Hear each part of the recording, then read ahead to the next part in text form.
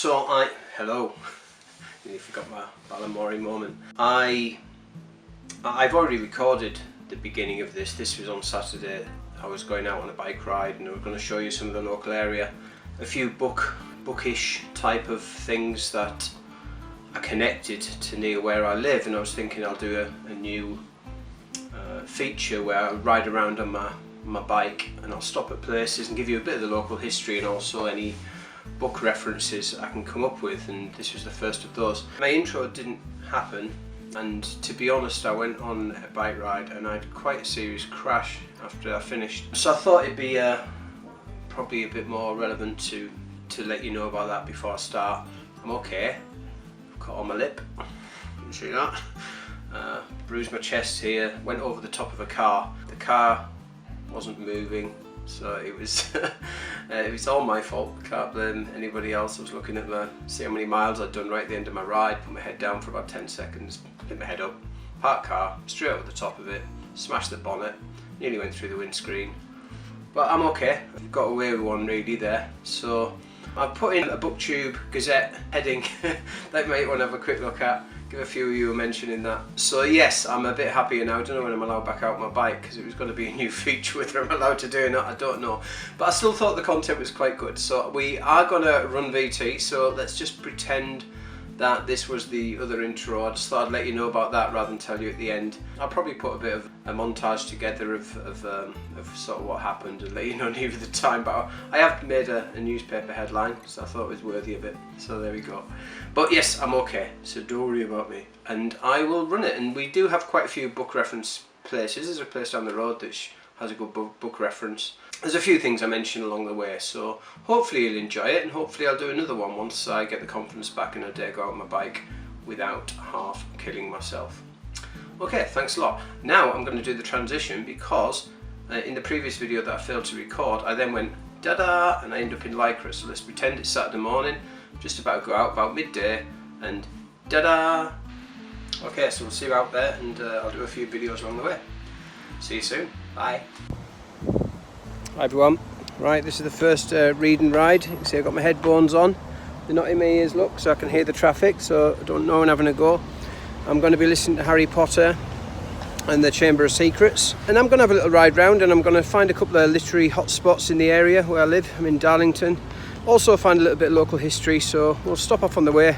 I'll let you know how the reading's going, and I think I'm going to call this reading and riding, or riding and reading. I'm not really reading, I'm listening, but listening and riding doesn't rhyme, does it? So it's going to have to be reading and riding. So this is where I live. I'll just show you my trusty bike. So here's the trusty sleeve. I've got a GoPro on there, but I've just noticed that I've been trying to charge it, but I can't turn it on. So I've not used it for a couple of years, since I went skiing, probably 3 or 4 years. So I'll get that fixed eventually, so we can do some time lapse of the gaps in between where we're going, and I might do a few of these where we go to different places where different people have written things. Could be the next best thing. I've also got, I'll just tell you about the gear. Got a Garmin there, so I'll be able to give you the map of where I went.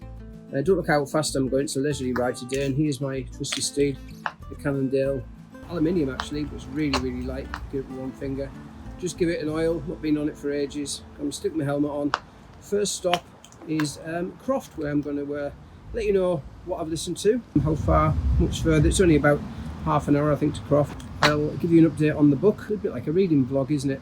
And I'll also give you an update on when we get to Croft. I might give you some interesting stuff about what might happen there. Cheers, see you soon, bye.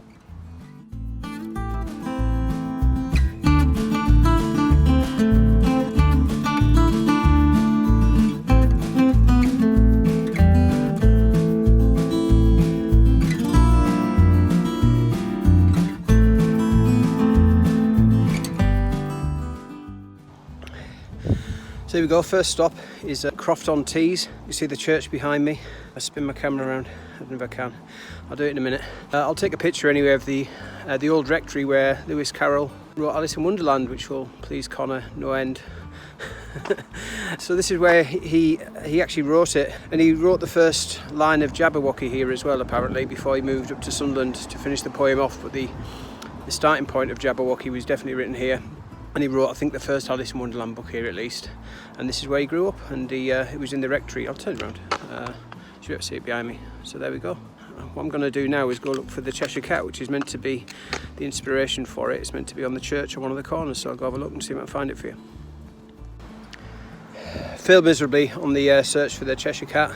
That's because I've just read up on it. It's actually inside the church, and what happens is from a pew, when you sat down, it's smiling, and then when you stand up, it's not smiling. And apparently in the book, the Cheshire Cat smiles, and his smile slowly disappears as Alice stands up, and that's meant to be the history of it. I'll get a picture of it. I'll throw it in the up here somewhere. I'll throw it up there, and I'll give you a bit more about the story. But yeah, so this is Croft-on-Tees. It's where Lewis Carrol wrote Alice in Wonderland and the poem Jabberwocky, which I think was in Alice in the Looking Glass. Not sure. Right, next stop, I'm going to give you a bit of a history of where I'm off to. I'm off to Rockcliffe Hall, where Middlesbrough Football Club train, so I'll take a couple of pictures around there, give you a bit of an update. Update on the book. Yeah, I listened to, unfortunately when I set off, I'd already listened to some on the laptop, so I was just catching up really, so I stopped, took a couple of pictures because my GoPro's not working, so I can do that shot as if I'm riding and pretend that's happening, so that's going to be a pain stopping every 500 yards or so. And it's picking up a little bit, isn't it? A few people are turning to stone now and getting petrified, and Harry's sort of getting all the blame. And it's got past the point where it's just talking about everything it talked about in the first book, and it's getting a bit more interesting. I'm quite enjoying it.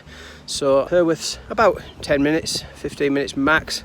So well, probably 10 minutes, and I'm not going to listen to much, but I'll give you an update when I get there. Cheers, bye.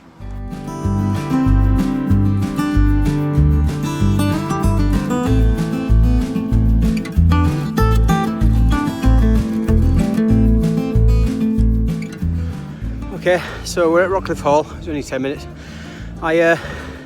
Rockcliffe Hall's a 5-star hotel near Darlington, owned by Steve Gibson. Steve Gibson's chairman and saviour should be Sir Steve Gibson of Middlesbrough Football Club. He's still the chairman after years of serving them in 1986, and then he bought this place. He created Middlesbrough Football Club facilities behind us, their training facilities. I'm a fan, obviously.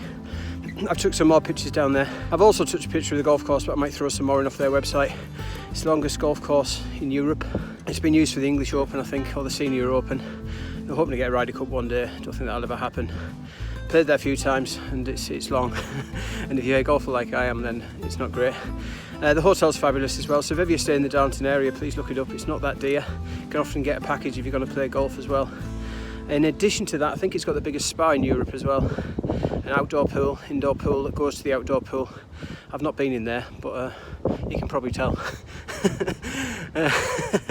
One day, when my book becomes a film, then maybe I'll treat myself to a spa treatment. You never know. Okay, next stop. I'll take a picture of the Bay Horse on the way past. Quite a good pub from around here, and tell you a little bit about that. Then we're going to head off to Yarm. I'm going to tell you a couple of interesting things about Yarm, and hopefully get a picture of the viaduct if I can find it. So I'll see you in a bit. Bye.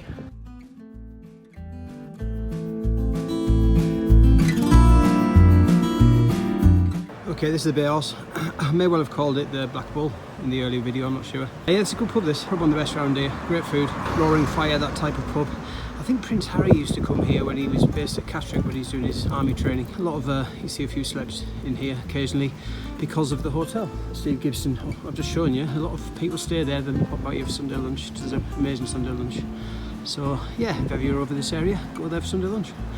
Now off to Yarm, so I'll get a good listen. The only thing that really happened in my book so far is Harry's just seen a phoenix burn up Dumbledore's office, and then yeah, he's getting blamed a little bit, isn't he? And he's a parcel tongue, isn't he? Forgot to mention earlier on. I'm trying not to do spoilers, but I don't think I need to bother because who hasn't read it but me? Probably no one, so I don't know what I'm spoiling it for. But I'll try and keep it fairly spoiler-free and just give you brief updates. Anyway, off to Yarm, try and find the viaduct. See you in a bit.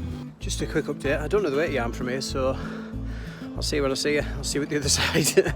I know it's that way, and I must find it eventually. If I keep going that way and turn right and don't go over the A66 and go around Teesside Airport, should be about there. Right, see you in a bit.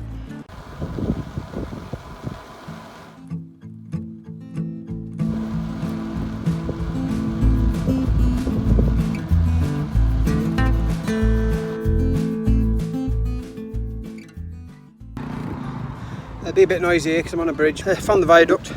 I'll tell you about it when we get the pub. I think I'm going to go for a coffee. And I'll give you a Harry Potter update when I get there. And I'll probably go for a coffee in this pub, which has got a bit of a local interest. I'll tell you about it. Shut up, car. I'll tell you about it when I get there. Cheers, hope you can hear this, if not I'll voice over it. So having a well-earned break. I'm in Yarm. I meant to go to the George and Dragon because you'll see I'll put some pictures up here. The George and Dragon was where a meeting happened to decide that the first ever passenger railway competition should happen, and obviously George Stephenson won with Locomotive 1. And after I leave here, after my beer, I'll go to Preston Park because famously the first day the steam train went from Downton to Stockton, a stagecoach tried beating it through Preston Park, and obviously the train won, and the rest is history. And that was the first ever passenger journey of a locomotive, George Stephenson Locomotive 1. You might think I'm full of all this knowledge. I did actually Google stuff before I set off, so half of it will be wrong because it's from my memory. But there we go. So we'll pop to Eaglescliffe after this, which is on the way home, and then we'll just have a big long way home. As far as Harry Potter's concerned, he's changed himself into Garg and Crab, or Crab and Goyle, or whatever they're called. Yeah, it's got quite interesting, quite enjoying it now. It's moved on. She's out of the woods, is old J.K. Rowling and Stephen Fry. They're out of the woods for a bit anyway, because I'm quite enjoying it. I'm sure I'll get annoyed with the first one, the third one at the beginning when it tells me all the same stuff again, but enjoy my ride. It's been quite good, about just over an hour in, but I have stopped quite a lot to take pictures and obviously do videos. But got a little bookish thing going on in Eaglescliffe as well. So Adele Parks is from Eaglescliffe, so I'll give her a mention. She's my friend on Twitter. I think I've only spoken to her once, but she's one of Britain's best authors, so I'll give her a mention when we get there, and I'll probably put all her books up here. I've not read any of them, obviously. It's not one of my 18, but she's one of the best-selling authors in the UK, and she's from our neck of the woods, so let's support her. Not that she needs it. If she's got the best-selling tag, she's obviously doing quite well on her own, but there you go. Anyway, I'll see you soon. Got my beer, and then I'll be back on my way.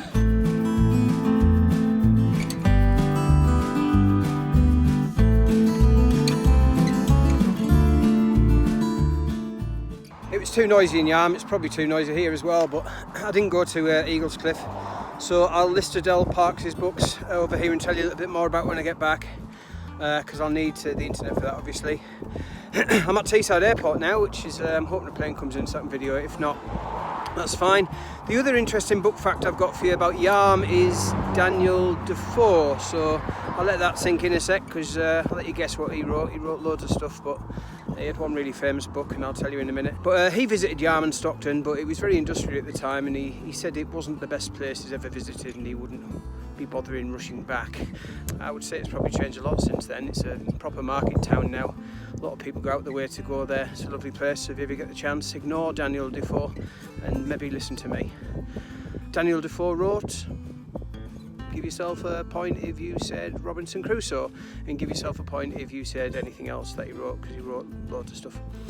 Anyway, I'm heading back now, so I'll give you a shout if I see anything interesting, which I probably won't, because I'm going the quick way back on a bit of a main road. So hopefully I'll get this edited and out on Sunday, because it's Saturday today, so I'll see what I can do. Alright, see you soon. Bye.